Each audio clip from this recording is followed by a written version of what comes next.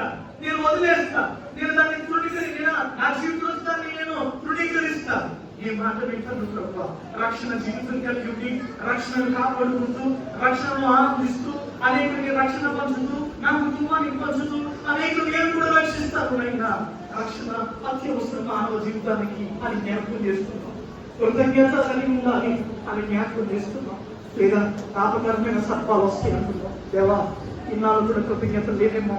నువ్వు నా కోసం మరణించో మర్చిపోయావు, నువ్వు నా కోసం కొట్టబడ్డావు మర్చిపోయావు, నువ్వు నా కోసం నలగొట్టబడ్డా మర్చిపోయావు, నువ్వు నా కోసం రక్తం దాచో మర్చిపోయావు, నువ్వు నా కోసం చచ్చిపోయావు మర్చిపోయావు, నువ్వు నా కోసం సమాధి నుండి లేచావు మర్చిపోయావు.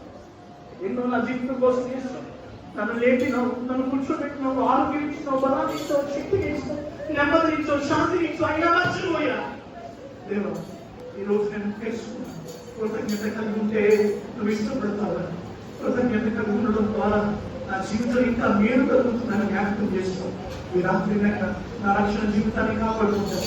ఒకవేళ నాకు రక్షణ నువ్వు లేకపోతే నేను బాప్తిజం తీసుకుంటాను. నేను ప్రభువాని నా మాట విని నేను కూడా కొత్తగా జరిపిస్తా. పాత అలవాట్లను విడిచిపెడతా, పాత పనులన్నీ విడిచిపెడతా, మూర్ఖుడిగా ఉన్నా విడిచిపెడతా, అశ్వీతో ఉన్నా విడిచిపెడతా, అక్రమస్తున్నా విడిచిపెడతా, అన్యాయంగా విడిచిపెడుతున్నా, ఇష్టాంశంగా అన్ని విడిచిపెడతా.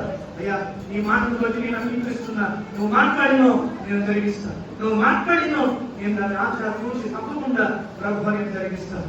దైతాన్ని ప్రార్థన చేసుకుంటాం. ప్రేమల తండ్రి నాదా, నీ కొందరు స్తుతి మహిమ ఘనత ప్రభావం మాతో మాట్లాడి